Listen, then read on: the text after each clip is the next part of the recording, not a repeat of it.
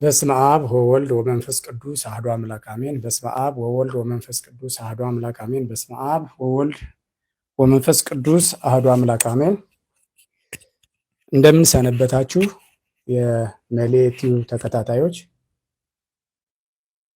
ሕያው እግዚአብሔር ይህችን ሰዓት ባርኮና ቀድሶ ይሄን ሐሳብ ይዘን እኔንም እንድቀርብ እናንተንም ለመስማት የተዘጋጃችሁትን ሁሉ ጆሮአችሁን ከፍቶ ወደ ልቦናችሁ ያስገባ ዘንድ እኔንም አንደበቴን የራሱን መልእክት ያሳልፍበት ዘንድ እንማጸናለን።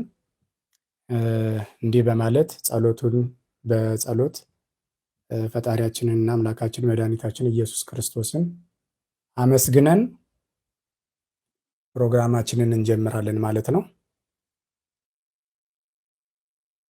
አቤቱ ያለህ የነበርክ ዓለምንም አሳልፈህ የምትኖረው ሦስቱ ሥላሴዎች አብ ወልድ መንፈስ ቅዱስ አባት ልጅና ሰራጺ በመለኮት በስልጣን አንድ በአካል በስም በግብር ሦስት ናችሁ። እነሆ ከሰማያት ወረድክ፣ ከድንግል ተወለድክ፣ በዮርዳኖስ ተጠመቅክ፣ ገዳመ ቆሮንቶስ 40 ቀን 40 ሌሊት ያለ ምግብ ያለ ውሃ ጾመ ጸለየ። ሳዶር አላዶር ዳናት የዴር አሮዳስ በተሰኙ በአምስቱ ቅንዋተ መስቀል እጅና እግርህን ተቸነከርክ። የሾህ አክሊል ተደፋብህ፣ መራራን አጠጡህ፣ ጎንህን በጦር ወጉህ። ለአምላክነት ምልክት 7 ታላላቅ ታምራትን አደረግ። ስጋህን ቆርሰህ ደምን አፍሰህ የዘላለም ሕይወት የሆን ዘንድ ሰጠህን። ወደ ፈቅደ በገዛ ስልጣንህ ነፍስህን ከስጋ እኛን ለማዳን ስትል ለየህ። 3 ቀንና 3 ሌሊትም በከርሰ መቃብር ዋልክና አደርክ። ወደ ሲኦል ወርደህ ሰላም ለሁላችን ወደ የሲኦል ባሮችን ነፃ አወጣህ። ሲኦልን እኛ እንዳንገባባት ዘግተህ በ3ኛው ቀን ከሙታን ተለይተህ የትንሣኤ በኩር ሆነህ ተነሳህ። በ40ኛውም ቀን በክብር ወደ ሰማያት አድርገህ በአባት ቀኝ ተቀምጠሃል። ዓለምን ለማሳለፍም ዳግም በታላቅ ግርማ ሞገስ ትመጣለህ። በሕያዋንና በሙታን ላይ ሁሉ ትፈርዳለህ። ጻድቃን በቀኝህ ኃጥአንን በግራህ ታቆማለህ። አንተ የድንግል ማርያም ልጅ ኤልሻዳይ አዶናይ ያህዌ ጸባዖት ኢየሱስ ክርስቶስ አማኑኤል መድኃኔዓለም ሆይ እናመሰግናለን። ሳይገባን እንዲገባን አድርገህ ኃጢአታችንና በደላችን ይልቁንም የምንበላ የምንጠጣ የምንሰራውን ጤናችንን ሰጠህ። በዚህ ሰዓት እዚህ አንደበታችንን ከፍተን እናመሰግንህን ዘንድ ጠርተህናልና አብቅተህናልና እናመሰግናሃለን፣ እናወድስሃለን፣ እንሰግድልሃለን።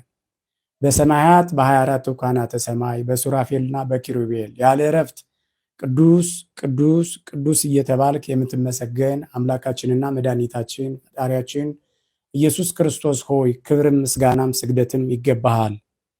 የአባቶቻችን የቅዱሳን አምላክ ነህና ድንጋይ ተንጠርሰው ጤዛ ልሰው ማቅ ለብሰው በየዋሻው በየጥሻው በየፍርክታው በረሃ ላይም ሆነው ለመኑህ፣ ቃል ኪዳንም ገባህላቸው።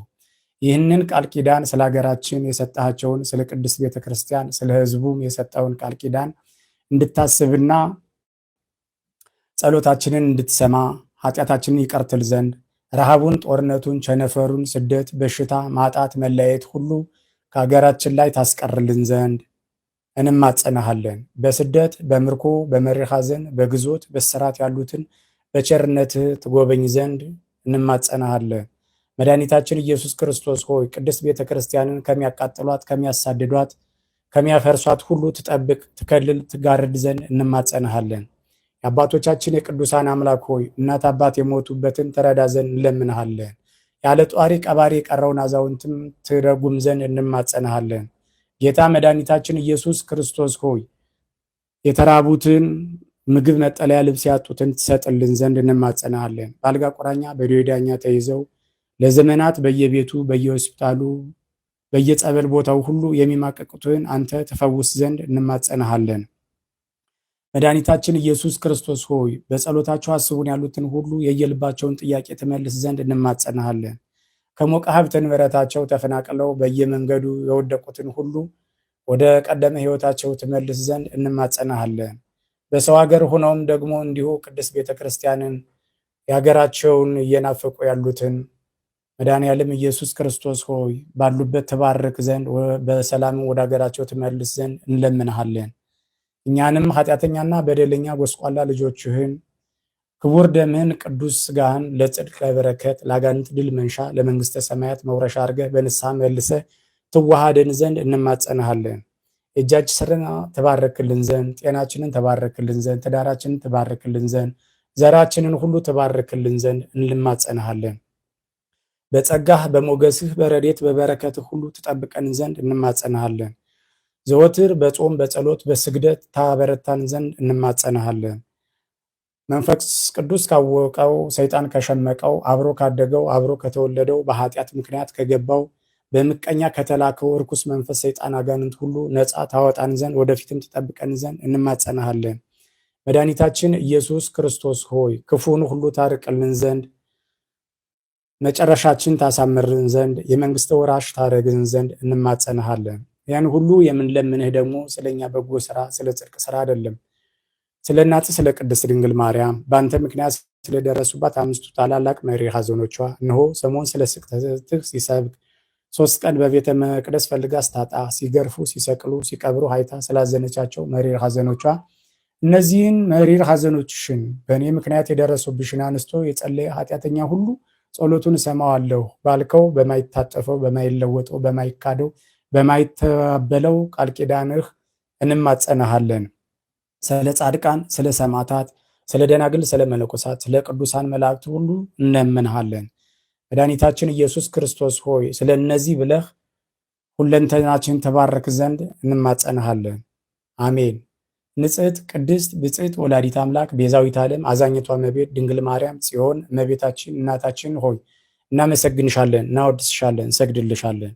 አሁንም አቋራጭ መንገዳችን መሸጋገሪያ ድልድያችን አንቺ ነሽና ወደ ልጅሽ የለመነውን ልመና ሁሉ በፊቱ አድርሰሽ ታሳርጊልን ዘንድ እንለምንሻለን። አገራችን ተባረኪ ዘንድ እኛንም ጸሎታችን ትሰሚ ዘንድ ክፉን ሁሉ ታርቂልን ዘንድ የልጅሽን ክቡር ደም ቅዱስ ሥጋ ዘወትር እንድናፍቅ ታረጊን ዘንድ እንማጸንሻለን። ድንግል ሆይ መጨረሻችን ቤታችንን ሁሉ ተባርኪልን ዘንድ ሐሳባችንን ተባርኪልን ዘንድ ተጋድሏችንን ሁሉ ረዳት ትሆኚ ዘንድ ከክፉ ሁሉ ታድኝን ዘንድ ከምቀኛ ከሸረኛ ከተንኮለኛ ከአስማተኛ ከክፉ አድራጊዎች ከተናግሮ አናጋሪዎች ከሌቦች ሁሉ አንቺ ትጠብቂን ዘንድ ታድኝን ዘንድ እንማጸንሻለን። ድንግል ሆይ የምንበላ የምንጠጣ የምናየውን የምንሰራውን የምንናገረውን መሄጃ መመላለሻችንን ሁሉ አንቺ ጣልቃ ገብተሽ ዘወትር ትቆጣጠሪ ዘንድ እንማጸንሻለን። ስለ እናትሽ ስለ ቅድስት ሐና ስለ አባትሽ ስለ ቅዱስ ኢያቄም ስለ ወልደ እግዚአብሔር ልጅሽ ስለ ልዩ አገልጋዮችሽና ወዳጆችሽ ስለ ቅዱስ ዮሴፍ ስለ ቅዱስ ዮሐንስ ስለ ቅዱስ ሕርያቆስ ስለ ቅዱስ ጊዮርጊስ ዘጋስጫ ስለ ቅዱስ ኤፍሬም ስለ ቅዱስ ያሬድም እንማጸንሻለን። ይህንን ሰዓት ባርከሽና ቀድሰሽ አንቺ ከአንቺና ከልጅሽ የሆነን መልእክት ለሚሰሙ ሁሉ ታስተላልፊና እኔንም አንደበቴን ተባረኪና ትጠብቂ ዘንድ እንማጸንሻለን። ድንግል ሆይ ይህንን ሁሉ ሰዓት ራሳችንን ትቆጣጠሪ ዘንድ አሳልፈን እንሰጣለን። አሜን። ቅዱስ ሚካኤል፣ ቅዱስ ገብርኤል፣ ቅዱስ ሩፋኤል፣ ቅዱስ ራጉኤል፣ ቅዱስ ፋኑኤል፣ ቅዱስ ሳቆኤል፣ ቅዱስ አፍኒን ሆይ በረድኤት በበረከት በጸጋ በሞገስ በተገባላችሁ ቃል ኪዳን ሁሉ ኃጢአተኛና በደለኛ ልጆቻችሁን ትደግፉን ዘንድ እንማጸናችኋለን። መጨረሻችን ታሳምሩ ዘንድ እንማጸናችኋለን። በፊት በኋላ በቀኝ በግራ በላይ በታች በውስጥ በውጭ ሁሉ እቅፍ ድግፍ አድርጋችሁ ጠብቁን ዘንድ አቃፊ ደጋፊ ጥላ ቃለላ ዋስ ጠበቃ ትሆኑን ዘንድ እንማጸናችኋለን። አሜን።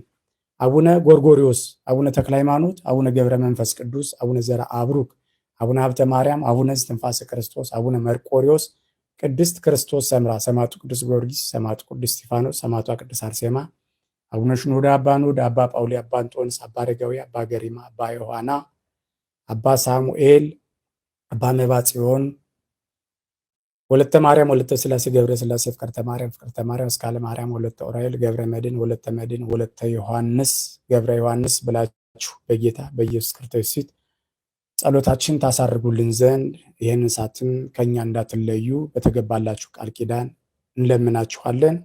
አሜን።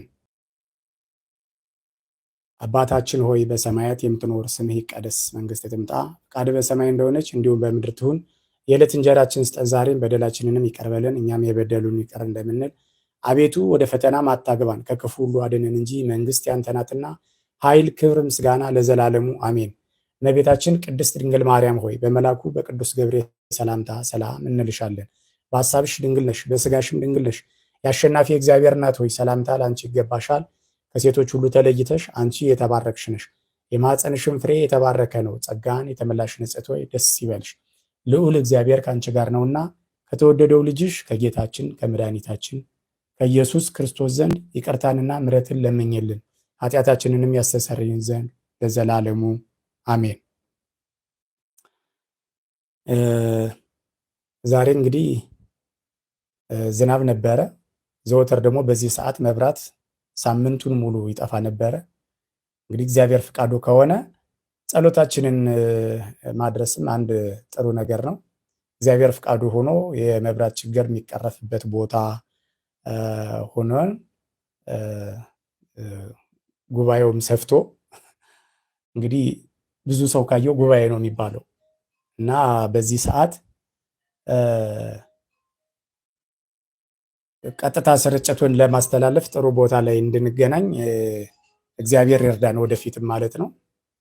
አሁን ያለውን ፕሮግራም አስከትዬ እንትን እላለሁ ማለት ነው። ስልክ የገባል መሰለኝ አሁን። እሺ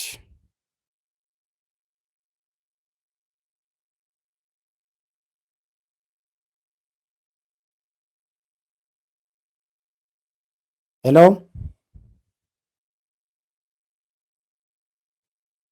እንዴት ነሽ? ሰላም ነው? እግዚአብሔር ይመስገን። አመተ ስላሴ ነኝ ከዱባይ። አመተ ስላሴ ደህና ነሽ? እንዴት ነሽ? እግዚአብሔር ይመስገን። ድምጼ ይሰማል? በነገራችን ላይ አድማጮች ይህች እህታችን ባለፈው የመጀመሪያው ላይቭ ዕለት ገብታ መልእክቷን እያሳለፈች እንኳን እናንተ እኔም በደንብ ያልሰማዋት ልጅ ናት ማለት ነው። ጥሩ ነገር አስተማሪ የሆነ ነገር አቅርባ እያለ ፕሮግራሙ ተቋርጦብን ነው። እንግዲህ ዛሬ ደግሞ እግዚአብሔር ፍቃዱ ሆኖ ብዙ ሰው ሊማርበት የሚችለውን ነገር ታቀርባለች ብዬ አስባለሁ። የገባችሁ ሰዎች እስካሁን ሼር እና ሰብስክራይብ አድርጉት፣ አዲስ የሆናችሁ። ከዛ ውጭ ደግሞ ሼር አድርጉት ለሌላ ሰውም በደንብ እንዲደርስና እንግዲህ መልእክታችን በየጊዜው እንዲሰፋ ለሁሉም መልእክታችንን ማሳለፍ አለብን ማለት ነው እንደ እግዚአብሔር ፈቃድ። እስከዛ ድረስ ማስታወቂያ ልበለው። አንድ እህታችን ምናልባት ላይቭ ላይ ካለሽ አላቅም፣ በጣም አስቸጋሪ ሁኔታ ላይ ነው ያለሁት፣ ከቤት መውጣት አልችልም፣ በጣም ንስሐ እየናፈቀኝ ነው፣ አረብ ሀገር ነው ያለሁት፣ ቤተክርስቲያንም ካህናትንም ማግኘት አልችልም፣ እባካችሁ ንስሐ የሚቀበለኝ ካህን አገናኙኝ ብለሽኝ ነበረ። እንግዲህ እግዚአብሔር ፈቃዱ ሆኖ የኔ ጥሩ የሆኑ አባት ቅስናን ቅዳሴ ብቻ ሳይሆን በደንብ ቴዎሎጂንም የተማሩና ትልቅ አባት ናቸው እና አማክሬያቸው እንደዚህ የተቸገረ ሰውና አማራጭ ያጣ ሰው ሲኖር ያለ ንስሐ ሙት እና ያለ ንስሐ ቅር ይባላል ወይ? ስለዚህ እንትን በሉና ስልኳን ስጣትና አገናኘኝ ብሎኝ ነበረ ብለውኛል አባቴ። አገናኝሻለሁ ማለት ነው እና ሌሎች እንደዚህ አይነት ችግር ያለባቸው ሰዎች ተደዋውለን እንትን ለማለት እንሞክራለን ማለት ነው። በቃ ችግር የለም። ይሄ አሁን ይሰማል ይመስለኛል። በቃ እግዚአብሔር ይመስገን።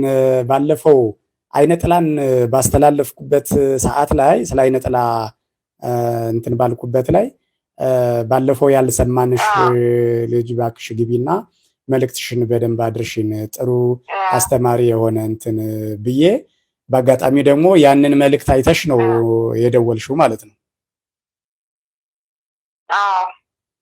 እና አስቀድሜ አመሰግንሻለሁ።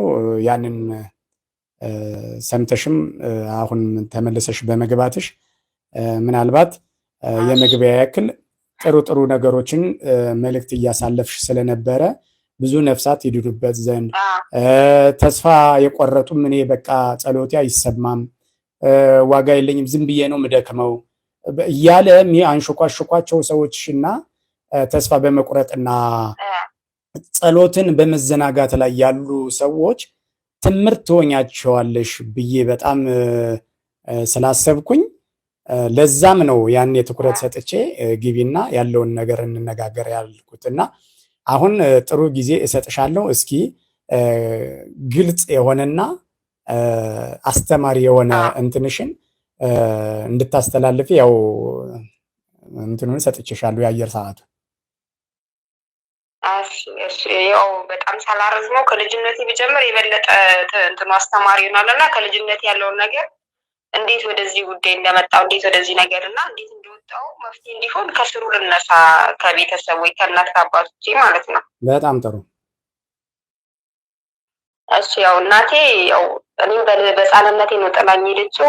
እናቴ አባቴ ከእናቴ በወለደ ጊዜ እናቴን ፈቷት ሄዶ ሌላ ሚስት አግብቶ ነበር። እናቴ በጣም ስለምትቸገር እኔንና የኔን ታናሽ ትታን ሄደችው። የኔን ታላቅ ደግሞ ይዛ ነበር ሄደችው እና በጣም እንቸገራለን፣ በጣም እንበደላለን ብዙ ምናምን ነገር እና ከዛ እናቴ እኔንና የኔን ታናሽ ትታን ሄደችበት ጊዜ ለአባቴ እጅ ነገርኩት። አባቴ ደግሞ ሌላ ሚስት ነበረው። በአጋጣሚ እሷንም አመረራት። እሷንም ልጆቿን ይዛ ጠፋች። ያችን ሁለተኛውም ማለት ነው የእንጀራ እናታችን እሷም ጠፋች። ሌላ ሶስተኛ ገባ። የኔ ታናሽ ቀጥቅጠው ገደሏት የእንጀራ እናቴ ልጆች ማለት ነው። እሷ ደግሞ ሲያገባት በጣም ደች ናት። ያኔ ልጆቿ የ10 እና የ12 ምናምን የሆኑ ነበረ ልጅ አላት ነበር ያገባው። ከዛም በኋላ የኔን ታናሽ ያኔ እሷ 3 ዓመት 4 ዓመት ይሆናታል ያኔ ህጻናት፣ እኔ ደግሞ 1 6 ሆናለሁ። እሷን ቀጥቅጠው ገደሏት ማለት ነው። ከዛም በኋላ ሌላ እሷንም አባረራት። ሌላ ሚስት አገባ። እሷ በጣም ታስቸግረኝ ነበር እና ህይወቴን በልጅነቴን በመጥፋት ነው ያሳለፍኩት። ራቅ ብዬ ነው የምጠፋው። እኔ ከተማ ውስጥ ተወልጄ ነው ያደግኩት፣ ግን የምጠፋው እንዳልገኝ ብዬ ገጠር ነበር የምጠፋው እና ከተወሰነ ጊዜ በኋላ ምናምን እየፈለገ ያገኘኛል። ከዛ በኋላ አንቺ ነሽ ለካ እየደበደብሻት ይቺን ልጅን እያለ ይቺንም ያባርራታል እና በቃ እንግዲህ ሚስትም አላገባም የሚልና የወንድሙን ልጅ ያመጣል። እሷ ደግሞ ያኔ ትልቅ ነበረች እና ምን ታደርጋለች? እኔ ውጭ እየተጫወትኩ ነበር። ሌላም ልጅ ነበረች እንዳጋጣሚ እኔን ትጠራኝና ነይ ትለኛለች። ከዛ ያኔ እኔ ልጅ ነኝ ቢያንስ የ7 የ8 እንደዛ በሆን ነው እና ምን ታደርገኛለች? ትደፍረኛለች ማለት ነው። እሷ ያኔ ትልቅ ሰው ናት፣ እኔ ህፃን ነኝ። ትደፍረኛለች። ያቺ ነገር ከአይምሮ ውስጥ አልወጣችም። ከዛን ጊዜ ጀምሮ እኔ ምን ማድረግ ጀመርኩ? ልጆች አውልቃቃ ምናምን እንደዚህ ልንጫወት ምናምን ሲመጡ ወንድም ይሁን ሴትም እኔ እነሱን ያው በዛ እድሜ ምንም ላደርግ አልችልም፣ ግን እገናኛቸዋለሁ ወንዶቹንም ሴቶቹንም። በቃ ጨዋታዬ ወደምን ተቀየረ። ከዛ ጊዜ በኋላ እኔ እነሱን አስገድጄ ወደዛ እንትን ወደ ዳራቱ ገባው ማለት ነው። ወይ ሴቶችን ህጻናቶች ልጆች እንደዚህ ማንኛውንም እንደዛ ማድረግ ጀመርኩኝ። ከዛ አባቴን ሌላ ሚስት አገባ። እሷም ለኔ የእንጀራ እናቴ በጣም ጥሩ ስላልነበረች ከዛ ጠፋው። በጠፋው ጊዜ ወደ እኔ ጠፋው፣ ወደ ገጠር ጠፋው። ትምህርት ቤት እየሄድኩኝ ከዛ መንገድ ላይ ቆምኩ። ወደ ገጠር ከሚሄዱ ከገበያ ከሚመለሱ ሰዎች ጋር ከነሱ ጋር አብሬ ሄድኩኝ ማለት ነው። በሄድኩኝ ጊዜ እዛም 4 ዓመት በተቀመጥኩበት ጊዜ እዛው የሰው ከሰዎቹ ልጆች ጋር ያው እዛ ይታወቃል የሆነ ቁርበት ነገር ይነጠፋል። እዛ ላይ ዝም ብሎ መተኛት ነው እና ከልጆቹ ጋር ከነኛ ከሰዎቹ ልጆች ጋር መዳራት ጀመርኩኝ። ህፃን ነኝ ምንም አላውቅም፣ ግን ከነሱ ጋር መዳራት እና ልጆቻቸው ያኔ በዛን ጊዜ ከተማ ይማሩ ነበር እና ለረፍት እሑድ ቅዳሜ ሲመጡ እኛ ሁሌ ስንተኛ የምናደርገው ነው እና ልጆች ናቸው ብለው ነው አንድ ላይ የሚያስተኙን እና እኛ ሁሌ ስንተኛ እኔ ነበርኩ ይርኩ ልጆቹን የምዳራቸው እና የዛን ዕለት መጡና በመሀል እነሱ ተኙ፣ እኛ ደግሞ ዳርና ዳር ሆነን። ከዛ እኔ እጄን እንደዛ አሾልኬ ማሸት ጀመርኩኝ ማለት ነው። ያኔ ልጅ ነኝ እኮ ነኝ። ከዛም በኋላ ተያዝኩኝ። ከዛ በእንቅልፍ ተገረፍኩ። ግን በእንቅልፍ ልቧ ነው ምናምን እንደዚህ ምናምን እነሱም እንደዚህ ታደርጋለች ብሎ አላሰቡም። ከዛ በኋላ ተያዝኩ፣ ተገረፍኩ። ሁለተኛ እንደዛ ጥሩ እንዳልሆነ እና አላውቅም ብዬ ሽንጥጥ አገር ከተወሰነ ጊዜ በኋላ ከዛ ጠፋሁኝ። ከዛ ጠፍቼ ሌላ ቦታ ገባው። ሌላ ቦታም ስገባ በቃ ይሄ ሀሳብ ብቻ ነው። ከዛን ጊዜ ጀምሮ ይሄ ዝሙት ሀሳብ ነው በቃ የሚመጣ ዝሙት ሀሳብ። ከዛ የሰው ቤት ውስጥ ገባው። የሰው ቤት ውስጥ ገባ ደግሞ ያኔ እነሱም ያኔ ልጅ ስለነበርኩ እነሱም ገና አዲስ የተጋቡ ስለነበር ልጅ አልነበራቸውም፣ ገና ጥንዶች ነበሩና ምን ማድረግ ጀመርኩ? ከውሻ ጋር ማለት ነው። ውሻው ከውሻው በጣም ነው የምወደው። ከውሻው ጋር እየሄድኩ ውሻው እቀመጣለሁ። ውሻው ደግሞ ምን ያደርጋል? እየመጣ ውሻው ልክ እንደ ሰው ድሮ ሰዎች ለእኔ እንደምደራቸው ውሻው ደግሞ እኔ እንትን ይለኝ ላፋኝ። ከዛም በኋላ ደግሞ ልክ ከውሻ ጋር እንደሚገናኘው ውሻው እኔን ይገናኝ ነበር ማለት ነው። በቃ ውሻው በጣም አስቸገረኝ። በቃ ሰዎች ራሱ እንዴት ያድርጉ በቃ ምንድን ነው ምናምን ይላሉ። በቃ ውሻ ሲሄድ እየተከተለ ቤት በሆኑ እንኳን እየገባ እንደዛ ሲያደርግ እነሱ ያባሩታል። ከተወሰነ ጊዜ በኋላ ውሻውን አውጥተው ለሌላ ሰው ሰጡት። ለምን ይሄ ነገር እነሱም ሲደጋገምባቸው ምንድን ነው ብለው ማለት ነው። ከዛ እንደዛ እያልኩኝ እድሜም ከፍ እያለ ምናምን ስበጣ ከዛ በኋላ ይሄ ነገር በቃ ወደ ዘመድ አሁን ወደ ዘመድ ቤት ስገባ ከዘመዶች ጋር ያ የመዳራት በቃ ከሁሉም ጋር ስራዬ መዳራት ሆነ። ከዛ በኋላ እድሜም ከፍ አለ። ቤሩት ሄድኩኝ። ቤሩት ሲሄድ ደግሞ በጣም ከባድ ችግር ተፈጠረ እዛ ማለት እዛ ያኔ ቤሩት ያኔ በ2003 ነው የሄድኩት። ያኔ ሲሄድ ጊዜ ልጅም ነኝ፣ ያኔ ቆንጆም ነኝ፣ ገና ብዙም እንትን አላልኩም። ከዛ ከዕለታት አንድ ቀን ከሴትዮዋ ወንድም ጋር ተገናኘሁ። እንዴት እንደሆነ አላውቅም። ከዛ ከተገናኘሁ በኋላ በቃ በር ተከፈተልኝ። ከሴትዮዋ ባል ጋራ ከመጣው ከሄደ ሰው ጋር ሁላ በሆነች ምክንያት እያደረግኩ እንደዚህ እንዳሁኑ ካሜራ እዚህ ሀገር እንዳለው ነገር አይደለም። ካሜራ ምንም የለም ነበር እዛ።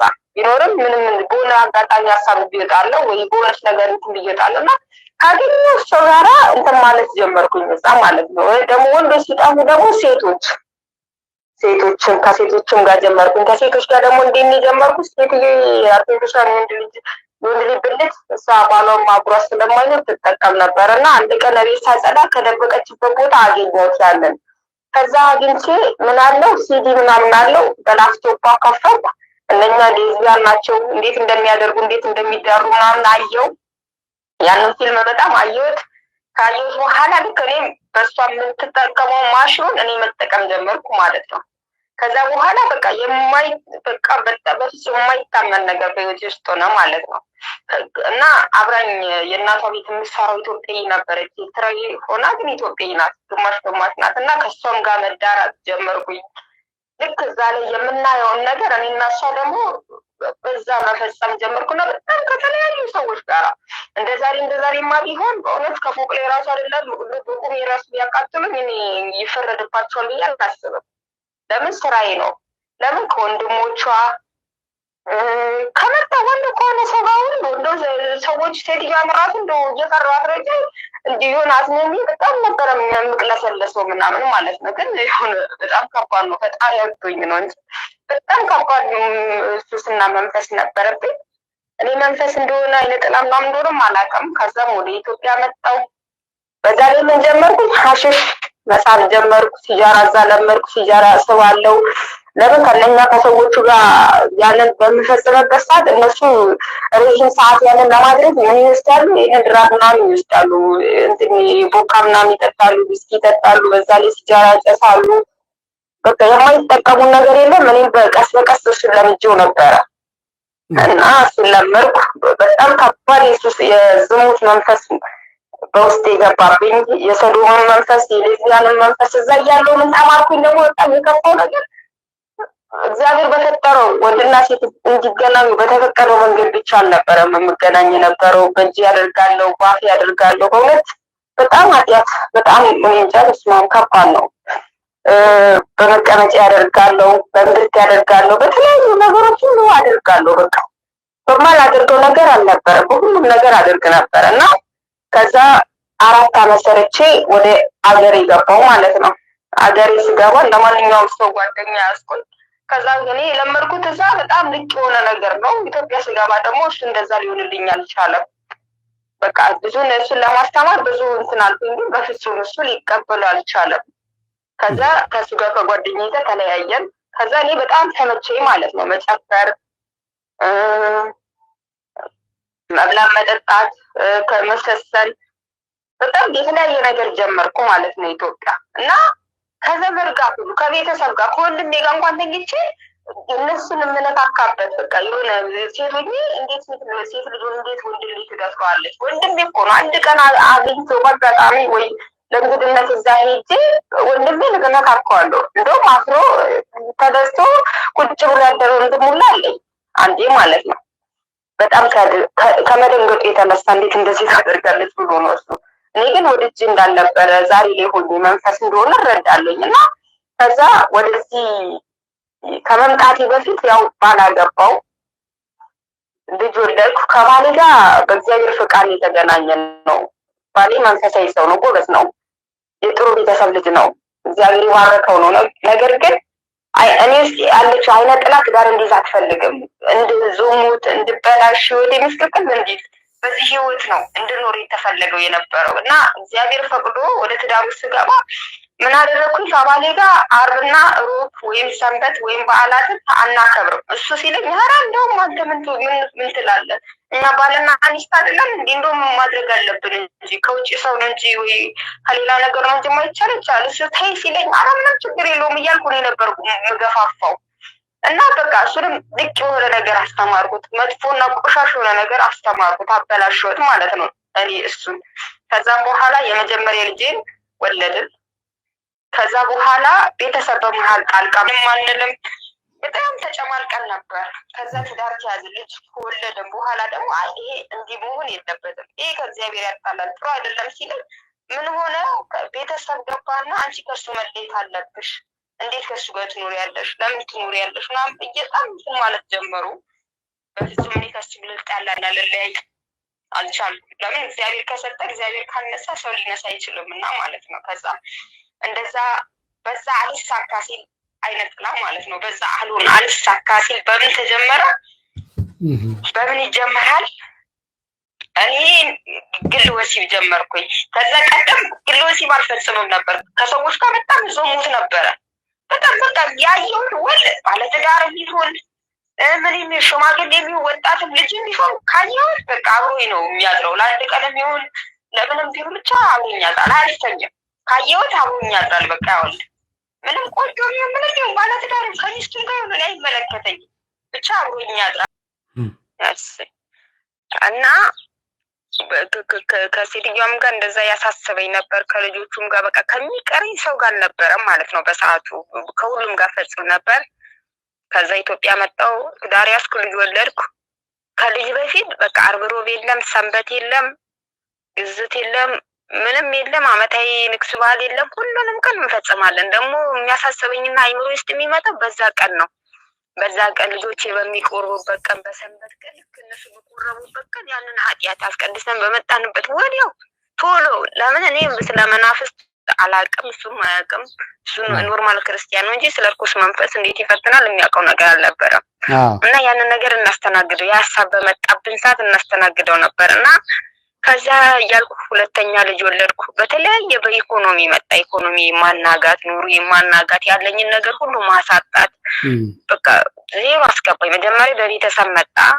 ልለያይ አልቻልኩም። እሱም የተማረ ሰው ነበር። በትምህርቱ ዝግትግት አደረገበት። በቃ አለን የምንለውን ነገር ሁሉ አሳጣን፣ ባዶ አደረገን ማለት ነው። በቃ በጣም ዜሮ ገባን፣ በጣም ዜሮ ገባን ማለት ነው።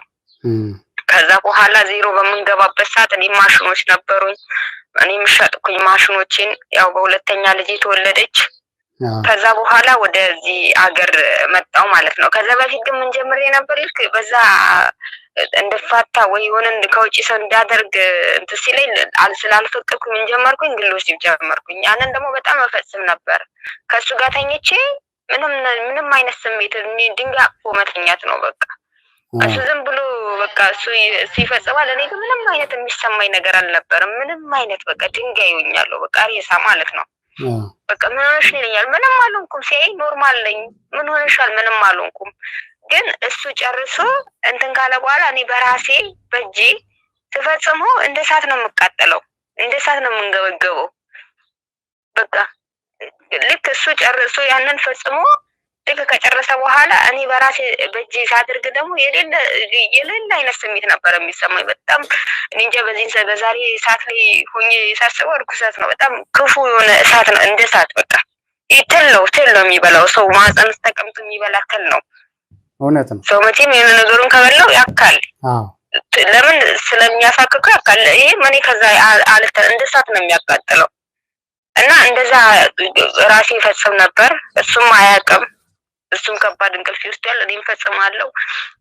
በሁለተኛ ነገር ደግሞ ወጣ ሲል እሱ ልክ ወደ ስራ ሲሄድ ወይ ሲወጣ ምን አደርጋለሁ? ልብስ ለብሳለሁ፣ ሄጄ መስታወት ፊት እቆማለሁ። በመስታወት ራሴን ሳየው የሆነ ነገር መጥቶ ሲይዘኝ የሆነ ነገር በቃ ውርር ሲያደርገኝ ልክ እንደ እሳት ነው የሚወረኝ። የሆነ ኮንታክት ያደርገኛል። ከዛም በኋላ በቃ የሆነ ከባድ ነገር ውስጥ ገብቼ ነው ራሴን የማገኘው እና በተደጋጋሚ ያንን በቃ 3-4 የመፈጸም ማለት በጣም ከባድ ነው። ለሴት ልጅም ከባድ ነው። ለምን አንደኛ ማህፀን መታመም አለ እና በጣም ያመኝ ጀመረ። ሳረገው ልዩ ነገር ይሰማኛል፣ ግን ከጨረስኩ በኋላ ደግሞ በጣም ከባድ ህመም ነው። ወደ ኢንፌክሽንም ወደ ተለያየ ነገር እየሆነብኝ ነው። ግን መቶ ደግሞ አልቻልኩም። ያን ስሜት ከመጣብኝ ግድ ነውና ያስጨንቀኛል። ያንን እፈጽማለሁ። እንዳልተው ደግሞ እንዴት አርጌ ከዛ በዛ መካከል እኔ ወደዚህ ፕሮሰስ ጀመርኩኝ። ወደዚህ መጣው ማለት ነው። ወደዚህ ከመጣው በኋላ ከእሱም ጋር ምንም አይነት መጣጣም አልነበረም። እንዲሁም ገላገለኝ ያልኩት እኔ ስለመናፍስት አላውቅም። እንዲሁም እዛ ሲል በደንብ ተመቸኝ። እቅዴ ከዛ የነበረው ይህንን ነገር ልፈጽም በደንብ ምን ያደርጋል ልጆችን እያሳደግኩኝ እኔ እዛ ፈታ እላለሁ ብዬ ነበር በራሴ መንገድ እንትን ያልኩት። ኃጢአትም እንደሆነ አላውቅም እኔ። ከዛ እዚህ ከመጣው በኋላ ያንን አይደለም ልፈጽሙ ላስበው ራሱ አልቻልኩም። በቃ ተዘጋብኝ ማለት ነው። እግዚአብሔር አልፈቀደው። ለካ እሱ ለሆነ ምክንያት አለው ወደዚህ ያመጣኝ። እኔ በውስጤ ብፈልግም ግን ልቤ አልፈቀደም። አይምሮ ቢያዘኝም ግን ልቤ አልፈቀደም ያንን ነገር እንድፈጽም። እጅ መቼም ካልታዘዘ ምንም ሊያደርግ አይችልም እና አልቻልኩም። በተደጋጋሚ የመምህር ተስፋዬ ትምህርት ይመጣልኛል፣ የአባታችን የመምህር ግርማ እነኚህ ደግሞ እያልኩ አሳልፈው ነበርኩ። ዜና ያለው ወቅታዊ ነገር ያለው ፊልሞች ምናምን ሳይ በጣም አይምሮ መጨነቅ ጀመረ፣ መታወቅ ጀመረ። ምንም ሰላም የሚሰጠኝ ነገር ተስፋ መቁረጥ፣ መጨነቅ፣ መሸበር ሆነ። በቃ በመጣው በትንሽ ጊዜያት ውስጥ ላብድ ደረስኩኝ። ምንም ነገር አይምሮን አላረጋጋለ እና ከዕለታት አንድ ቀን የመምህር ተስፋዬን ትምህርት ኦኬ ብዬ ሳየው ትንሽ አይምሮ ሰላም አገኘ። እያልኩ ሲሄድ ስለዛር ስለ አይነ ጥላ ስለ ቡዳ ስለ ምናምን ስማር እንዴ ለካ ይሄ ነበር እንዴ ምናምን እያልኩኝ እስቲ ቆይ ልጹም፣ ልጸልይ፣ ልስገድ አልኩ። ጾሙ፣ ጸልዩ፣ ስገዱ መንፈስ ሲጮህ አየው፣ ተማርኩ። ከዛ በኋላ ተስፋም ቆርጬ ነበር። የመጀመሪያው ምንድነው ይሄን ነገር እንድተውና ከዚህ ጭልጥ አድርጌ እንትን እንዳለኝ በቃ በሞት ራሱ ደስ ይለኝ ነበር። ቆይ ወደዚህ ከመግባታችን በፊት አሁን ይሄ አሁን የመፍትሄና የድህነት የትግል ስልትሽን ነው የጀመርሽው። መጀመሪያ ይሄ ከመሆኑ በፊት አንዳንድ ጥያቄዎችን ልጠይቅሽ። ባለፈው ስናወራ ስለ ዛር እያነበብኩ ነበረ። ምናልባት አንቺ እየሰማሽኝ ነው። አሁን ጠፍቷል፣ ከእንትን ሁሉ ወርዷል። የሚገርምሽ ነገር ስላልተሳካ እኔም የተሟላ ማቴሪያል በሌለኝ ዝም ብዬ ነው የጀመርኩት እና ከአየር ላይ ወረደ እና ምን ልልሽ ፈልጌ ነው። አሁንም እንግዲህ ከመሀል ላይ ተቋርጦብኝ ነበረ። እግዚአብሔር ፈቃዱ ሲሆን ያው እንግዲህ የምንገናኝበት መንገድ በደንብ የተደራጀ እንትን እጀምራለሁ ብዬ አስባለሁ፣ ተስፋ አደርጋለሁ። ከዛ ውጪ አሁን ልጠይቅሽ የፈለግኩት ባለፈው አንስተሽ የነበርሽው ነገር ስለነበረ ዛር ነበረ ቤት ውስጥ እንደዚህ ይባል ነበረ። ራሴን ቆርጬ ግብር እስከ ማቅረብ ደርሼ ነበረ ያልሽውን ፓርት የዘለልሽው መልስሎኝ ነው።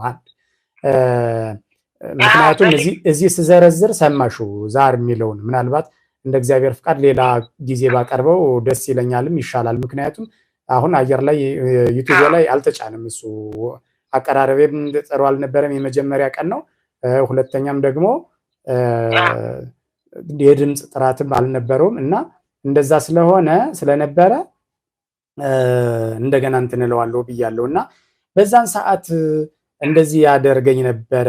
ደም ቢያጣ ሰው አጣልቶ ባያስፈነክት ሌላ ግብር እንትን ባይል ህሊናን ሰውሮ የራስን አካል አስቆርጦ ሁሉ ደም እስከ መቋደስ ይደርሳል ስል ራሱኑ የኔን ታሪክ ነው የነገርከኝ ከሚል የጀመርሽው ነገር ስለነበረ ምንድነው በዛ ዙሪያ የነበረሽ እንትን? ያው የእናቴ ምን አይነት በርግጥ እናቴ አሁን እኔ ከትምህርቱ እንደተረዳሁት ቡዳ አይነት ጥላ ያው ቡዳ ዛር አይነት ጥላ እንዳለባት አውቃለሁ። ያው የተለያዩ አይነት መንፈስ እንዳሉ አውቃለሁ። ግን የበለጠ ደግሞ የቡዳ ዛር የሚባለው እና ምንድነው በልጅነቴ አሁን አጥቄ በዝሙቱ ነው። ግን ህፃን ሆኜ ምንድን ያደረገኝ በእንጀራ እናት እንድበደል በተለያየ ነገር እንድበደል እንድቀጠቀጥ ያኔ ግብሩን እያገኛለሁ። ለምን እናቴን ጥላኝ ሄዳለች። ሁለተኛ በእንጀራ እናቶች እንድበደል። ሁለተኛ ነገር ደግሞ ምን አደርጋለሁ? እጄን በጣም በምደበደበበት ሰዓት ደም ሲወጣኝ ደሜን እልሰዋለሁ ወይ እጠጣዋለሁ። በጣም ነው ደስ የሚለኝ። እሱ ስጠጣ በቃ አረጋጋለሁ። እንባዬ በጣም ደስ ይለኛል። ይጣፍጠኝ፣ ጨው ነው የሚለኝ። ደሜንም እንባዬንም እጠጣዋለሁ።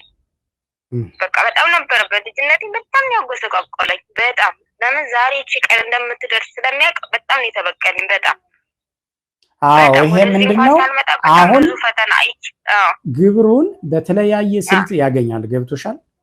አሁን እሱ እንደ ትልቅ ግብር ይሄን ግብር ለማግኘት ደግሞ አንቺን በጥባጭ ያደርግሻል። ውስጥሽ ላይ ሆኖ በማታውቂው ኃይል በጥባጭ እንድትሆኚ ኃይለኛ እንድትሆኚ ያደርጋል። በዛ ኃይለኝነትሽ ሲያልፍ ደግሞ ሰው እንዲጎዳሽ ያደርጋል። በተጎዳሽበት አጋጣሚ ደግሞ ግብሩን አገኘ ማለት ነው።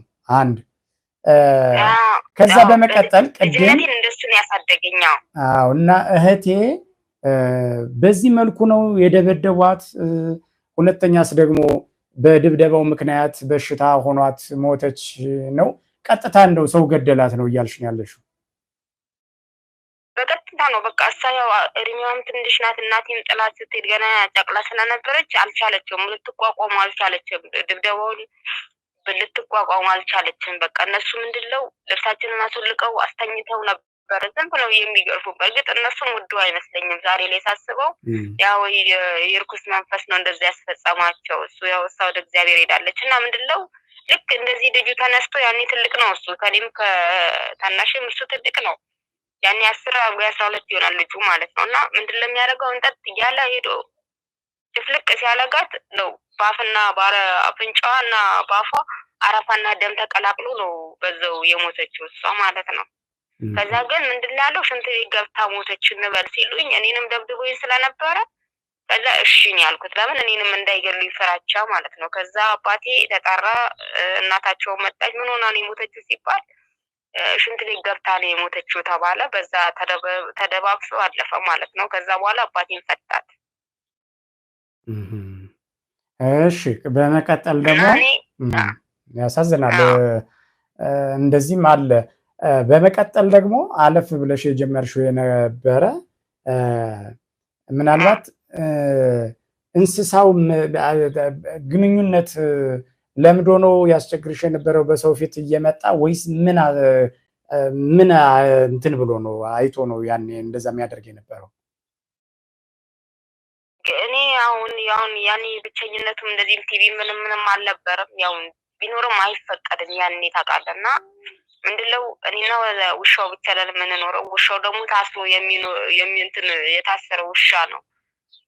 ስለዚህ እኔ ከሱ ጋር ሲጫወት ስላፋ ያው ውሻ አይደለ እንደዚህ ከአንዳንድ ቪዲዮዎች ላይ እንደምታያቸው ውሻው እንደዛ የመላፋት አይነት ነገር።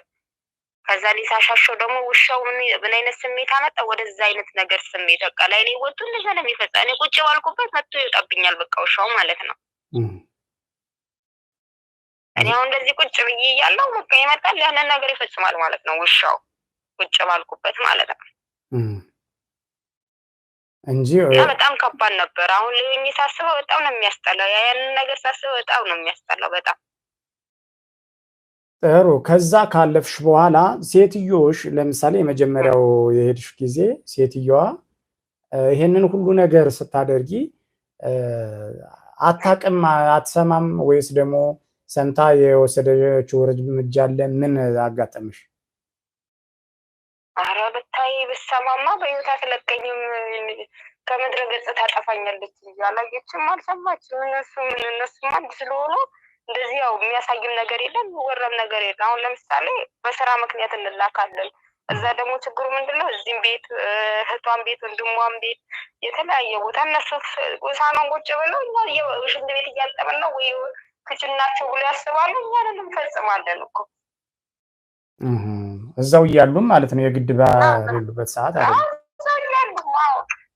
ሁለተኛ ነገር ደግሞ ምን አብዛኛው ሰው ያውቁታሉ። ምን እናደርጋለን ሰዎቹ እንደዚህ ከተመቻቹ ምን ይላሉ? ወይ እስቲ ታጽዳልኝ ወይ ታጽዳልኝ ይሉና እየመጡ ይወስዱናል ማለት ነው። እንድታጸዳልኝ ይፈልጋለሁ ምናምን እያሉ በዛች ምክንያት ይወስዱናል። ያው እነሱም ዙረታም ስለሆኑ ቤት አይቀመጡ፣ መኪናቸው ውጭ ያመጣሉ፣ ያቆሙና ይገቡና ያው ጉዳዩን ይፈጽሙታል ማለት ነው። ከዛ በኋላ በቃ አንቺ እንደ ቀላል ነገር አሳየሽ ውስጥሽ ላይ ያለው የዝሙት መንፈስ በቃ ነገሮች ነውር እንዳልሆኑ ሁሉ እንትን እያለ ሄደ ማለት ነው። ኧረ በጣም እንዴ በቃ ማንም አይቀርኝም። በቃ በአይኔ ካየሁት ደግሞ በጣም የሚገርም ነገር ማንም ሰው በአይኔ ካየሁት በቃ ይተኛል። ያ ማለት የቡዳ አይነት ጥላው ወይም እንደሚሰበብኝ ነው የተረዳው ዛሬ ላይ ሆኜ ማለት ነው።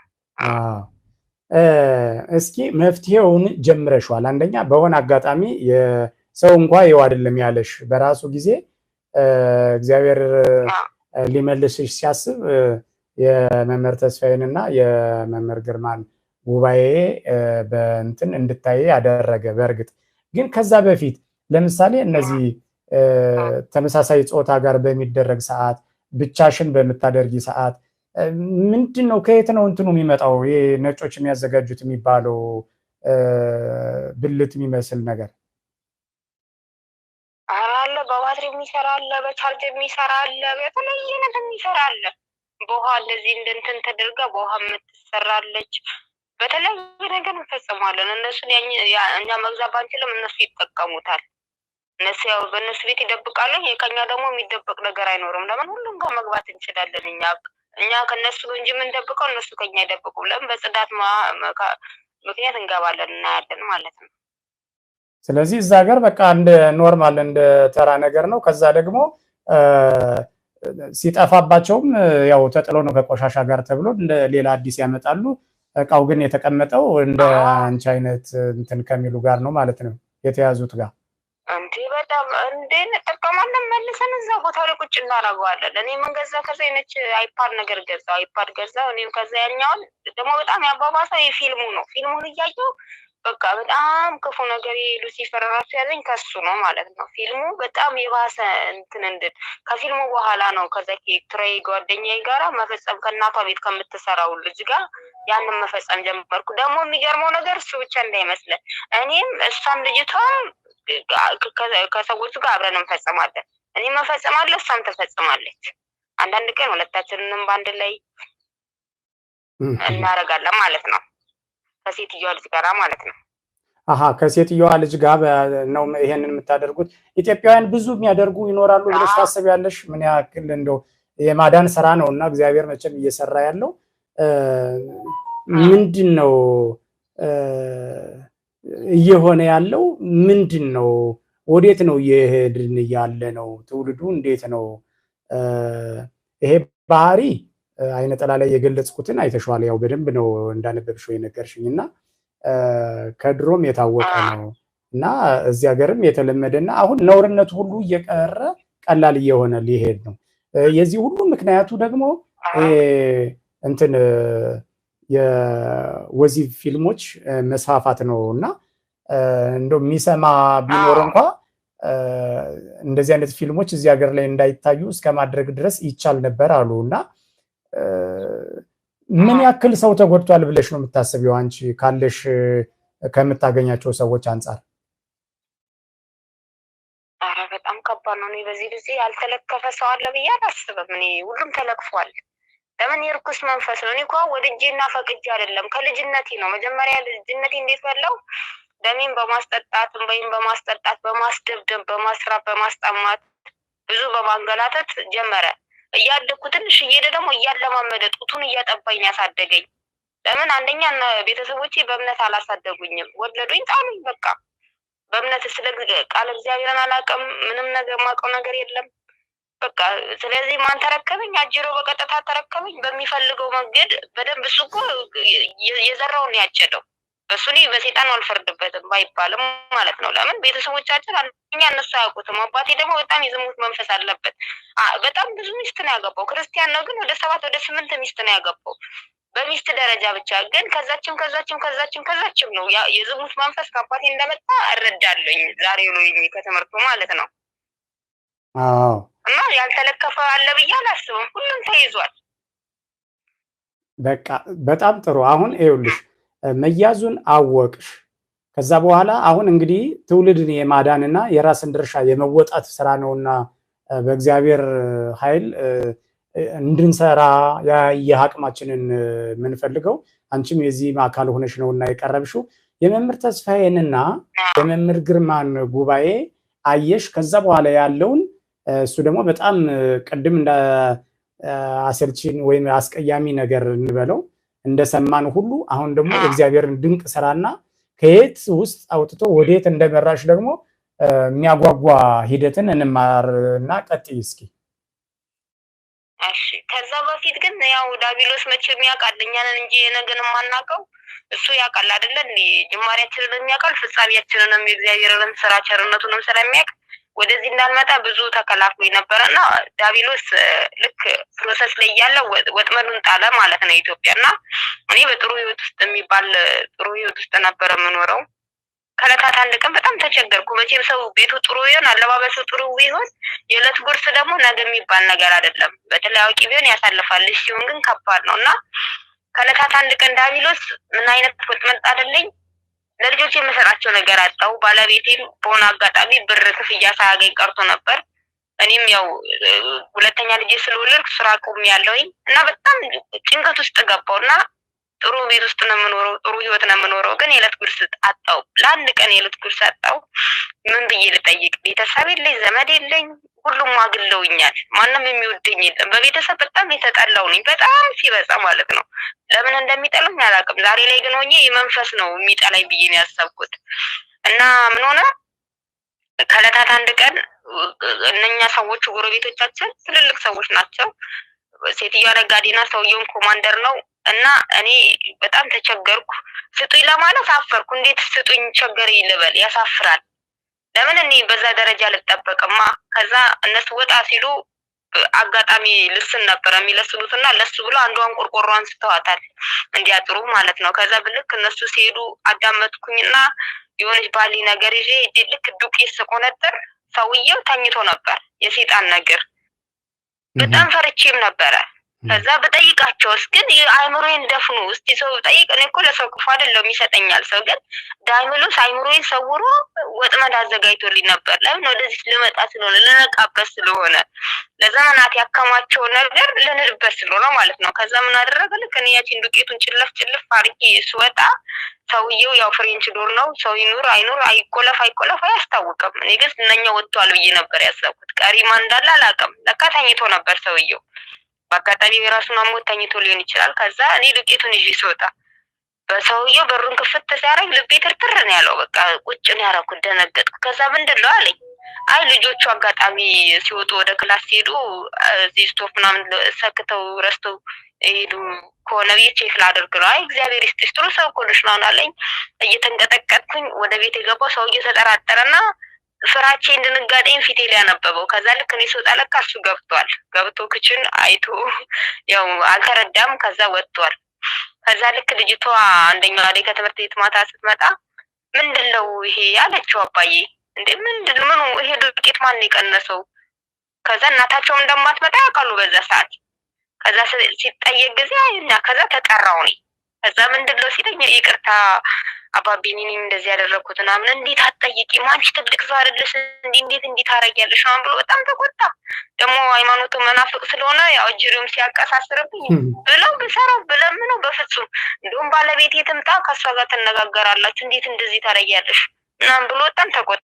ይሄ በይቅርታ ሊያልፍ የሚገባ ነገር ነበር፣ ግን ያው እጅሪው ስለሆነ ማለት ነው። ከዛ ምን ሆንኩኝ? ለመንኩት በፍጹም አለኝ። ከዛ እሷ ስትመጣ የባሰ ሆነች። እንደውም ለባሏ ነው የምናገረው እንዴት እንደዚህ ታደርጋለች ምናምን ብለው ልክ ባሌ ሲመጣ ማታ በሩን አንኳኩ።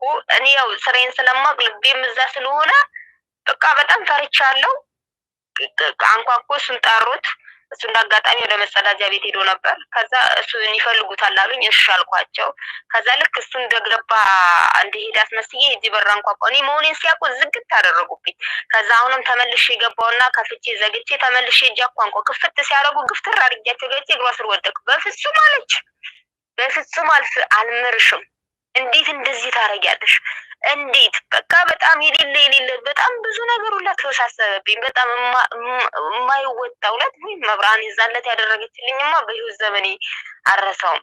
እና በፍጹም አልምርሽም ማለት ለሱ ነው የምናገረው። በልጆችሽ ብላት ብለምናት በምንም ተአምር አለች ማለት ነው። ሴትያ ይሰማል አይደለ?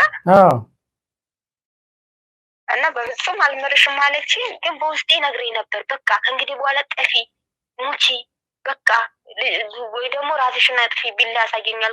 ከኪችን ቢላ አምጥተሽ ወደ እንዴት እንደምወጋ ያሳየኛል። ወይ ኤሌክትሪክ ይኸውልሽ አየሽ እዛ ጋ ኤሌክትሪክ አለ ይኸውልሽ ያንን ላጥ አድርገሽ ሶኬቱን ንቅል አድርገሽ ጭብጥ አድርጊ ይለኛል።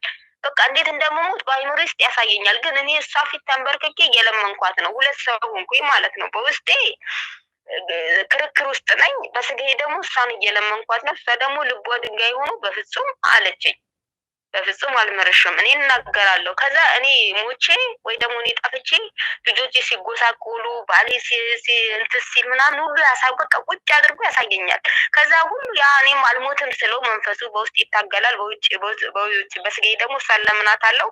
ከዛ ምን አለኝ፣ በቃ ምናፍቃን ሆናለሁ በያት አለኝ። ከዛ በኋላ እያለቀስኩ ነበር። እንባዬን ጥርግ አደረኩና እንጂ ልሙት እንጂ እመቤቴን አልከዳትም አልኩኝ። በቃ እኔ ብሞት ይሻለኛል እንጂ የጌቴን እናት አልከዳሽም ብዬ ስል ልጄ አለቀሰች። ከዛ ማለት ነው እዛ እንደሄድኩ አታውቅም። 1 ሰዓት ሙሉ ይሆናል ተንበርክኬ ስለምናት ምን እንዳታረግሽ ነው እሱ እንደዛ ያለሽ? ምን እንዳታረግሽ ነው እንደ መናፍቅ ሆናለሁ በያት ያለሽ? እሱ በውስጤ እኮ ነው የሚለኝ። በውስጤ እኔ እኮ ባለቤትሽ ያልሽ መስለኝ ነው። ይቅርታ ራስሽን አጥፊ ያለኝ። አዎ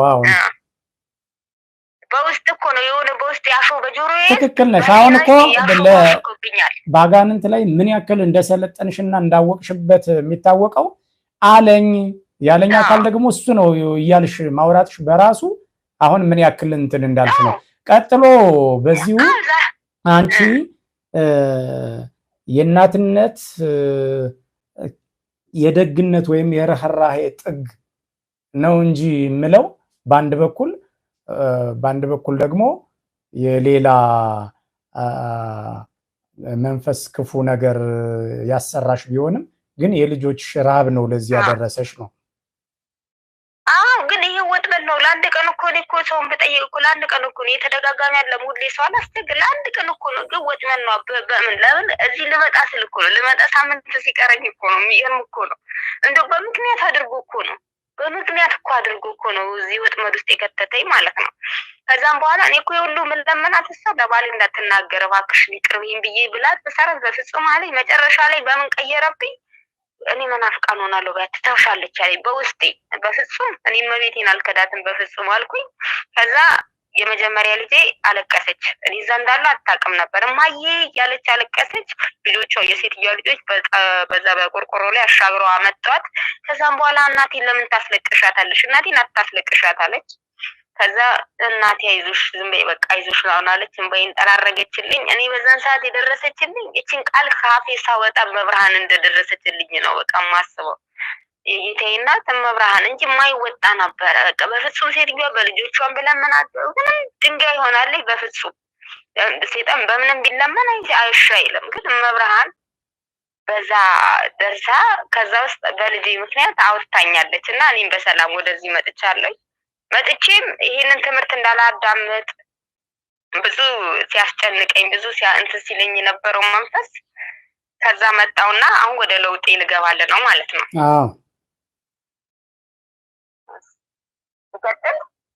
ቀጥል። እና ወደ ለውጡ ስመጣ እንደነገርኩ የመምህር ተስፋዬን የአባታችን የመላከ መንገራት የግርማ ወንድሙ ትምህርት እያዳመጥኩ እየተማርኩ እያለ እንደሱ እያልኩ እያለ የሆነ ምልክቶች ማየት ጀመርኩኝ። መጨነቅ፣ መሸበር፣ ተስፋ መቁረጥ ምናምን ስጀምር ደግሞ አሁንም ገጠመኝ በደንብ አድርጌ እያዳመጥኩኝ ስለ አይነ ጥላ ምናምን ያስተማራቸው እነሱን ሳዳመጥ አይነ ጥላ እንደሆነ ቡዳ እንደሆነ ዛር ምናምን መተት እንዳለ ሳቅ ጊዜ ከዛ እግዚአብሔር ወይ አቤቱ ማረኝ ይቅር በለኝ ብዬ መጀመሪያ ማልቀስ ጀመርኩኝ። የመጀመሪያው ማልቀስ ወደ እግዚአብሔር ጌታዬ ወይ ማረኝ። ለምን ሁሉ ነገር የሰለቸኝ ነኝ። ዓለም በቅጥ ያለኝ ሰው ነኝ። በእንደዚህ አይነት ህይወት ውስጥ ያለን ትንሽ የሚረዳን ሰው ነው የምንፈልገው። ሁሉም ቆስሏል። ማንም ለማንም እንደሚነግር ሰው ለሰው ቢነግርም ሰው ምን ይለኛል ስለምንል ለሰው አንናገርም። ውስጣችን ያልደከሙ የለም፣ ውስጥ ያልዛል የለም። ላይ ስንታይ ሰው ሆነን እንታይ ይሆናል እንጂ ውስጣችን ታመናል። ሁላችንም ቆስለናል። እና ያንን ስሰማ እንዴ ተስፋ አገኘው። በቃ እንዴት እንዴ ተዘርቶ ሞቱ እንደሚነሳ ሁሉ እኔም አዲስ ተስፋ ዘራው። ከዛ የንስሐ አባት ፈለኩ። መጀመሪያ የጠላቴ ምሽግ ነበር መስበር የፈለኩት። ለምን ከውስጡ ነው የሚዋጋኝ። ከዚህ መጾም መጸለይ መስገድ ጀመርኩ። ከዚህ ንስሐ አባት እግዚአብሔር ይመስገን መልካም ንስሐ አባት አገኘው። ንስሐ ገባው። ንስሐ ልገባ በፊት ደግሞ ስለ አንድ ህልም አይቼ ነበር እና ፓትርያርኩና አንድ ካህኑ ነው እኔ ኩርምት ብዬ ተኝቼ እዛ ማጥንት ሲያጥኑ አባ ደግሞ በመስቀላቸው መጥተው ልጅ አይዞሽ ትድኛለሽ አሉኝ። ማጥንት ያጠኑ ማለት ነው። ከዛ ስነግራቸው ጸሎትሽ ተሰምቶ ነው እግዚአብሔር ንስሐሽን ሊቀበለው በልጅ በርቺ ያሉኝ።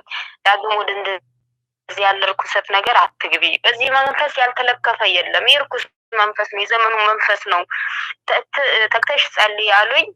ጠዋት 64 ማታ 41 ሰጡኝ እና ጾም ጸሎት ስግደት ሰጡኝ። እሱን አረኩኝ። ከዛ በኋላ የሐሳብ ይመጣብኝ ነበር፣ አለፍ እያለ ይመጣብኝ ነበር። ልክ በሚመጣብሽ ሰዓት የሐሳብ ሲመጣብሽ ልክ እንደዚህ አይነት እሳቸው ናቸው ትል ሁሉ ነው የሚበላሽ፣ ማህፀንሽ ላይ ቁጭ ብሎ እንደ ትል የሚበላሽ ያሉኝ እሳቸው ናቸው። ወይ እንደ እሳት ያቃጥልሻል ወይ እንደ ትል ይበላሻል። በዛን ሰዓት ምን አለኝ፣ የቅዱስ ሩፋኤልን ስም እየጠራሽ አቡነ ሰማያት ብለሽ በሱ ውሃ ታጠቢበት፣ ልክ ሐሳቡ ሲመጣብሽ ያንን ብቻ አድርጊበት አሉኝ። በተለይ አሁን እዚህ ሀገር ምንድነው ክፋቱ፣ ልክ ሻወር ስንገባ ሻወር ውስጥ ቆሞ የሚጠብቀን መንፈስ አለ፣ ውሃ ውስጥ ቁጭ ብሎ የሚጠብቀን መንፈስ አለ። ገና ውሃውን ልንነካው ስንል ያ ስሜት ነው የሚመጣብን እና አማትባለሁ በቅዱስ ሩፋኤል ስም ምንም አይነት ስሜት እንዳትሰማኝ እያልኩ በዛ ድራሽ አባቱ ጠፋ ማለት ነው። አሁን ምን ደረጃ ላይ ነው ያለው? በዛ ነው ይጠፋልኝ። አሁን እግዚአብሔር ይመስገን አሁን እየጾምኩ እየጸለይኩ እየሰገድኩ ንስሐም ገብቼ ንስሐ እንደውም በተደጋጋሚና ድሮ ያደረኳቸውንም በተለያየ ጊዜ በተለያየ ኃጢአት የፈጸምኳቸውንም ንስሐ እየገባሁ ከእግዚአብሔር እየታረኩኝ በጣም ደስ በሚል ሁኔታ ውስጥ ነው ያለኝ። አሁን እግዚአብሔር ይመስገን ባለቤቴንም ገጠመኙን እንዲያዳምጥ የመምህር መጽሐፍቶችንም የቀሲስ ሄኖክንም ሌሎችም የጸሎት ቤትን ሰርቶ እሱም ልጆችን ሰንበትን ስለሚያቆርብ እሱም ደግሞ እንዲቀርብ ወደ ጎበዝ ክርስቲያን ነው የበለጠ ደግሞ ወደ ክቡር ደግሞ ወደ ቅዱስ ስጋው እንዲቀርብ አድርጌ አስተምሬ እሱም ልባቅቶልኛል ማለት ነው። እግዚአብሔር የተመሰገነ። በጣም የሚገርም ነው። በጣም ያንቺ ደግሞ ስንት ዓመት ሆነሽ አሁን እንደዚህ ይሄንን እርምጃ ከወሰድሽ? የምልሽ ጾም፣ ጸሎት፣ ስግደትና ንስሐን የተቀበልሽው ስንት ጊዜ ሆነሽ? በመጣው በቃ በደንብ ወደ ንስሐ ለመግባት እንትን ቁርጥ ያደረኩት አሁን 4 ዓመቴ ነው። ወደ ንስሐ ለመግባት 1 ዓመት ፈጅቶብኛል። ለምን ትምህርት ውስጥ ስማር ሳንገራግር ይፈትናል፣ በጣም ይፈትናል። ግን በአንዴ ግን አይወጣም።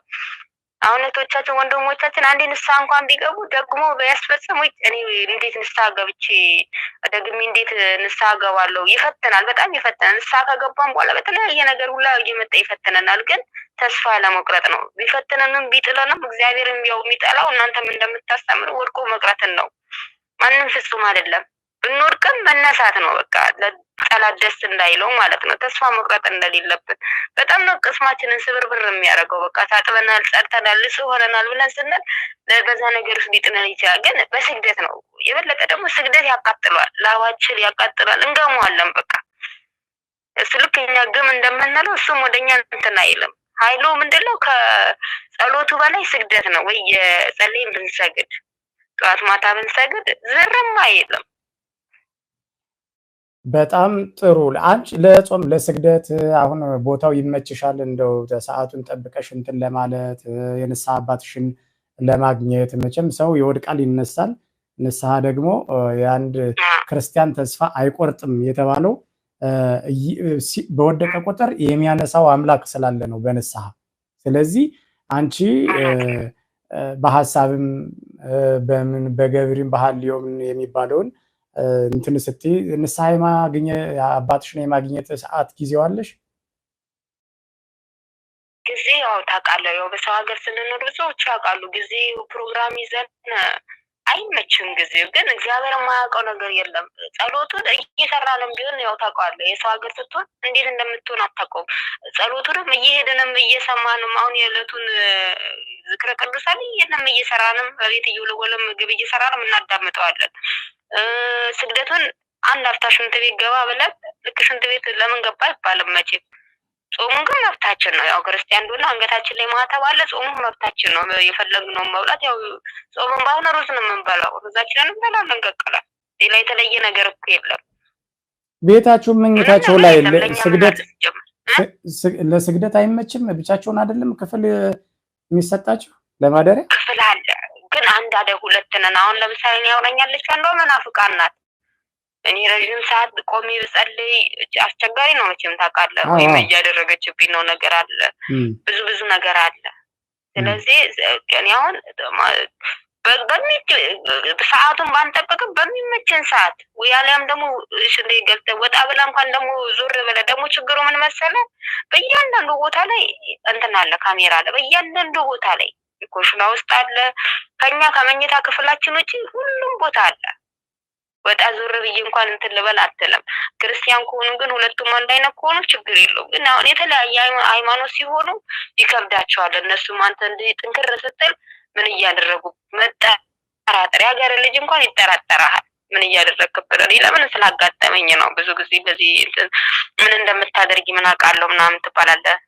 ግን ስግደቱን ጠዋት የጠዋቱን እና የማታን እንትን አለም። ግን በቀን ሲመችኝ ደግሞ በሆነች አጋጣሚ እግዚአብሔር እኮ ስለበዛም ስላነሰም አይደለም። ግን ዋናው ልብ ነው። ዋናው አእምሮና ሕሊና ወደ እግዚአብሔር ነው። ክፉ ነገር ያለማየት፣ ከምንም በላይ ደግሞ የቲክቶክ ዘፈን እሱን የምናይ ከሆነ ይወሰውሰናል። ቀን ያየነው በማታችን በቃ ቁጭ ነው የሚለው።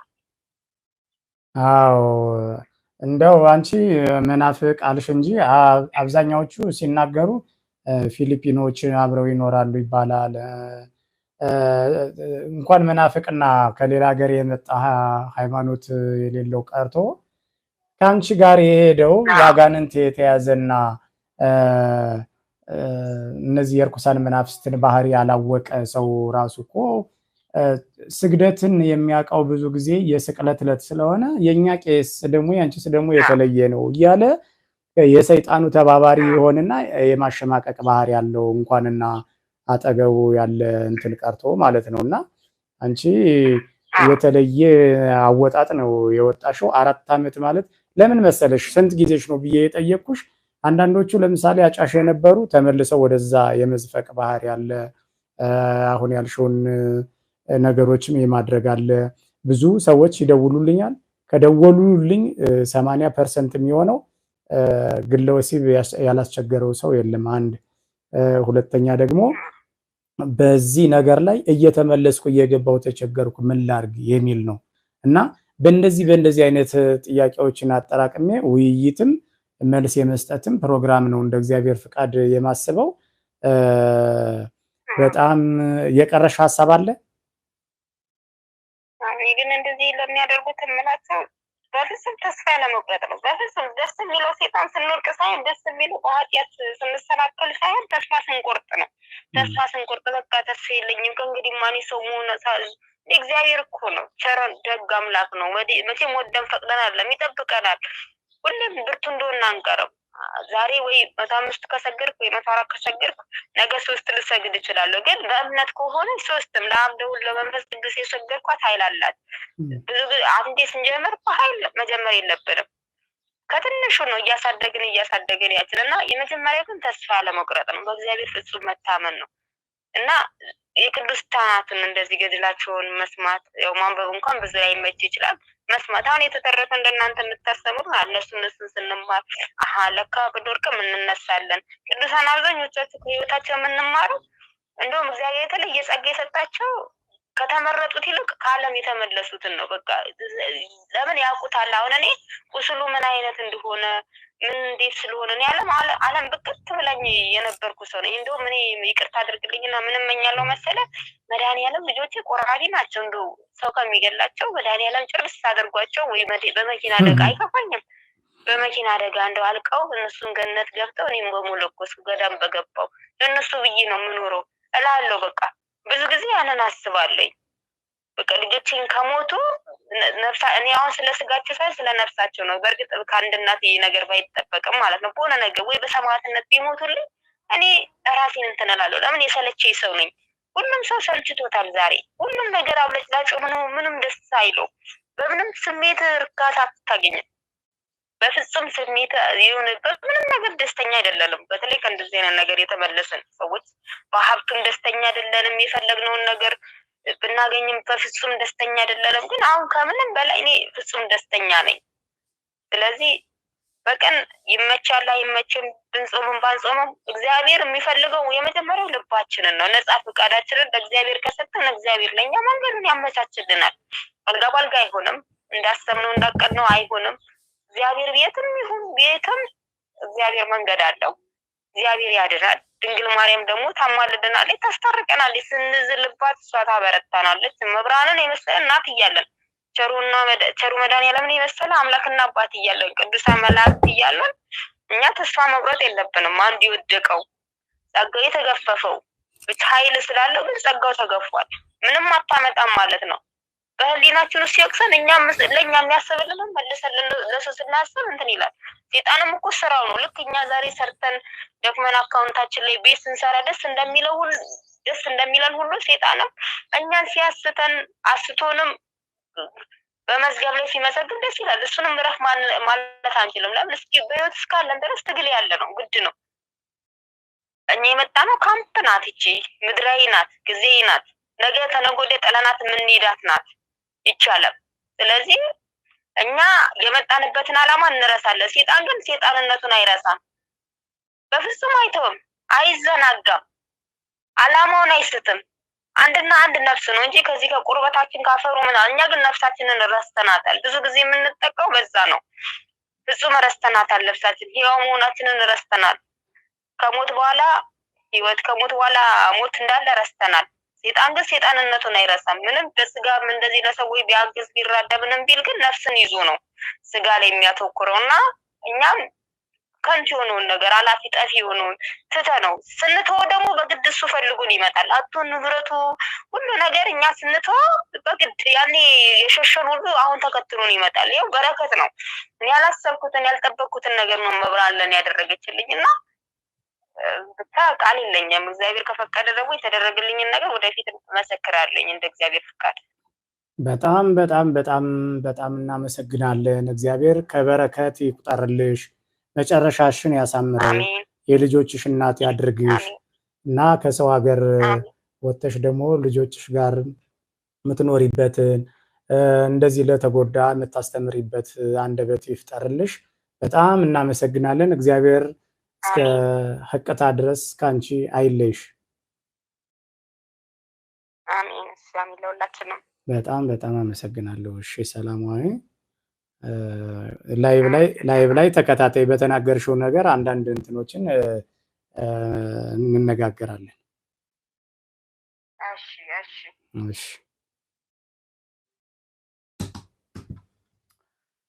እንግዲህ የሰማችሁትን ይመስላል። ብዙ ሰው የተጎዳበት፣ የታሰረበት፣ የተቸገረበት ብዙ ሰው የሚጋራው ችግር ነው ይሄ። አንዳንዴ ምን ትዝ ይለኛል የማስበው ነገር ወደዚህ ሀገር ሄደው በችግር ምክንያት መከራቸውን አይተው የሚኖሩ ችግር ሲደርስበት አንዳንድ ሰው ለበጎ ነው የሚለው ዝም ብሎ አባባል አይደለም፣ ትልቅ ስብከት ነው እና ይቺ ሰው እዚህ ተቸገረች፣ ችግሯን ለማቃለል ስደት ሄደች። ስደት ላይ ብዙ የስራ ጫናና የባይታወርነት፣ የብቸኝነት፣ የተስፋ መቁረጥ፣ ጊዜን ያለ ልጅ ያለ ትዳር ማሳለፍ፣ የቁንጅናና የወጣትነት ጊዜን እዛ ሰው ሀገር ላይ ማሳለፍ እንዳለ አውቀው ነው የሚሄዱት፣ ተቸግረው ተማረው ማለት ነው። እና ከሄዱ በኋላ ለበጎ የሚሆነው ያልኩት ምንድነው ገንዘብ ይዘን መተን ተጠቀምን ያለ እንኳ ብዙ ሰው አጋጥሞኝ አያውቅም። ወደሱ እመጣለሁ በኋላ። ለበጎ የሆነው ምንድነው? አሁን ይቺ ሴት እንበልና በዚህ ድህነት ሰው ቤት አስገብቶ ልጆቿን ራብ ለማስታገስ ስትል ሰው ቤት ገብታ ዱቄት እስከማውጣት ድረስ ያደረሳት ችግር ወደ ሰው ሀገር ወሰዳት። ወደ ሰው ሀገር ወስዷት ግን ዱቄት እንዳትሰርቅ ተመለሳ መጣ፣ ልጆቿም እንዳይራቡ የሚለው አይደለም ትልቁ ያጋጠማት ግብና በዛ ችግር ውስጥ እግዚአብሔር የመራት ለእንደዚህ ነገር አይደለም። ምክንያቱም ሰማያዊውን አተረፈች። ምክንያቱም እዚህ ተቸግራ እያለ አይደለም ዋይፋይ ዳታ ሞልታ የምታይበት የመምህር ግርማን ወይ የመምህር ተስፋዬን ፕሮግራሞች የምታይበት አቅም ይኖራታል ብሎ ማሰብ በነበረችበትና በነገረችን ሁኔታ ላይ ዘበት ነው።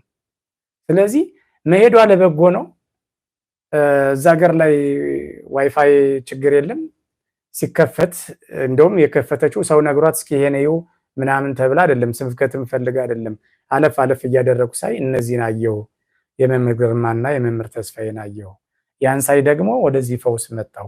እግዚአብሔር የሚጠራንና የሚያድነን በልዩ ልዩ ባላሰብነው ባላቀድነው ምኞት ውስጥ ነው። ግን ከማህፀን ጀምሮ ሲመረጥ እንደዚህም ነው። አሁን ይቺ ሰው ልጆቼንና እኔን ከራብ ከችግር አተርፋለሁ፣ ስጋን አድናለሁ ስትል ዘላቂ መንፈሳዊ መፍትሄ አወቀች። ጠላት ማን እንደሆነ አወቀች። ጠላት ምን እንደሚያደርግ አወቀች። ጠላት በምን መዋጋት እንደሚቻልም አወቀች። እስከምን ድረስ እንደሚሄድ እንደሚታገል 40 ክንድ ይርቃል ማጥቢ አንድ ጊዜ ምናምን በአሁኑ ሰዓት የማያስኬድ ነገር እንደሆነ አውቃለች።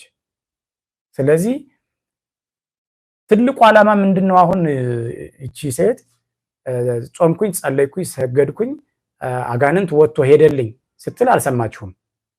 ግን አጋንንት ይውጣ አይውጣ አይደለም ትልቁ ጉዳይ። አጋንንትን እንዴት ራሴ ላይ ያለም ቢሆን ቦዘኔ ላድርገው፣ ከዛም ደግሞ ተማሮ ይውጣ የሚሉት ናቸው ሁለቱ ዋነኛ ነጥቦች።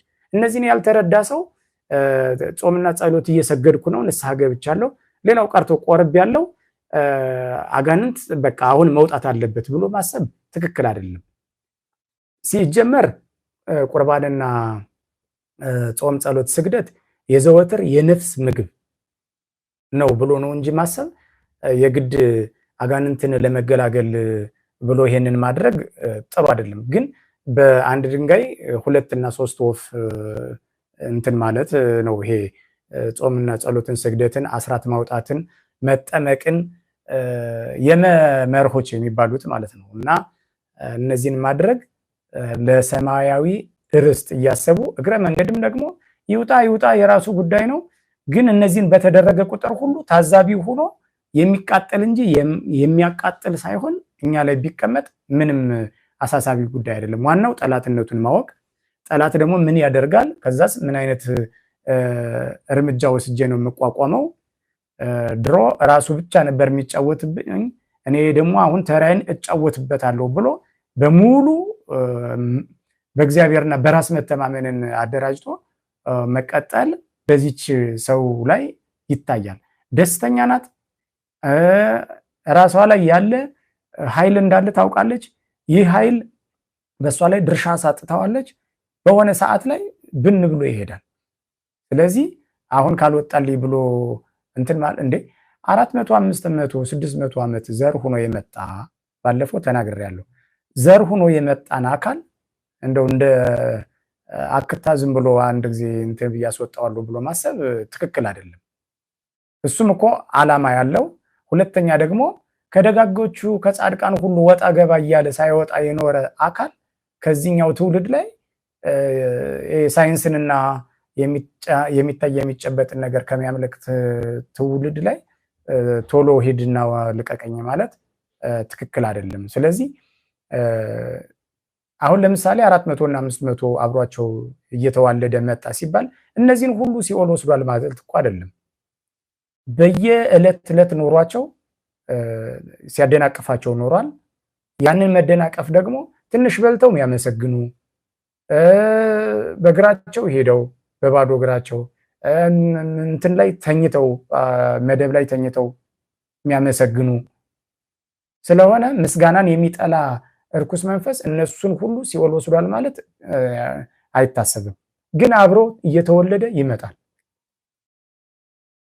የተመቸውንና በሱ አሰራር ውስጥ የሄደለትን ያው ሲኦል እንደሚወስደው ምንም ጥያቄ የለውም። እና እዚህ ትውልድ ላይ በዚህ ልክ እነዛን ደጋግ አባቶቻችንን ምንም ስራ ያሳጡትን ባያስወጡት እንኳ ስራ ያሳጡትን ለመበቀል እዚህ ትውልድ ላይ ተሰራጭቶ ያለ እርኩስ መንፈስ ነው እና ይህንን መንፈስ በዚህ መልኩ ተዋግቶ መከራ አሳይቶ ተበቅሎ መለያየት ነው የሚሻለው እና ለበጎ ነው። በዚህ ወቅት ላይ የሚጾም የሚጸልይ የሚሰግድ እንዴ የጸሎት ቤት ብዙ መድረክ ላይ እኮ ተምረናል። ብዙ አስተማሪዎች አስተምረውናል። በየድንበት ጥሩ ጥሩ ጉባኤ ተመሰርቶ በጣም ሰማያዊ ማር ከአንደበታቸው የሚፈስ አስተማሪዎች አስተምረዋል። በእርግጥም እነሱ አሁን የመምህር ተስፋዬና የመምህር ግርማ ጉባኤ በሰጠው ልክ ወደ ቅዱስ ቁርባን አቀርበዋል እውነት? ወይስ ደግሞ እነሱን ሰምቶ ወደ ጸሎት ቤት ሁሌም ቤቱ ላይ ዘወትር ጠዋትና ማታ ቤተክርስቲያን መሄድ አይቻልም መዋሸት ካልሆነ በስተቀር ይሄ አጣዳፊ ኑሮ ባለበት ራስን ቢዚ እንድናደርግ የደህንነትን ነገር እያመጣ ሰይጣን የሚፈትነን ሰዓት ላይ ጠዋት ማታ ሁሌም ቤተክርስቲያን ይሄዳሉ ማለት አይቻልም።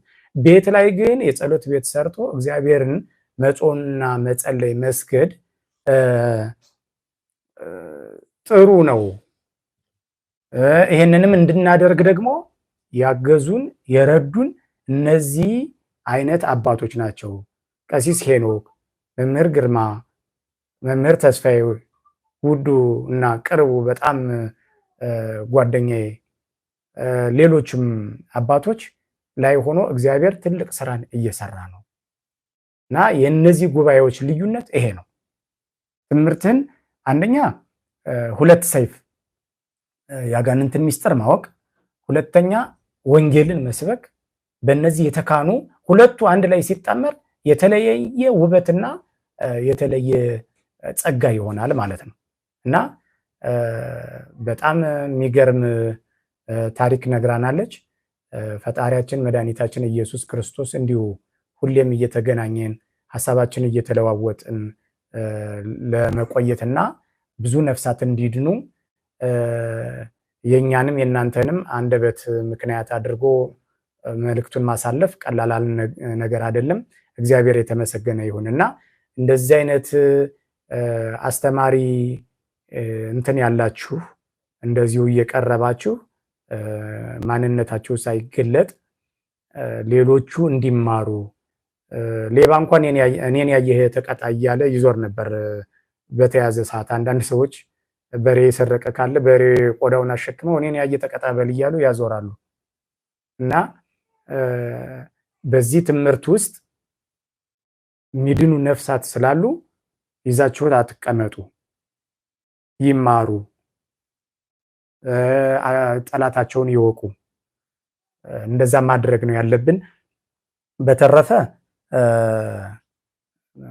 ምናልባት ላይቭ ላይ ከሆንሽ ጠዋት ደውለሽልኝ የነበርሽው ልጅ በጣም አስቸጋሪ ሁኔታ ላይ ነው ያለሁት እና ንስሐ ግን ያስፈልገኛል፣ መውጣት መግባት ደግሞ አልችልም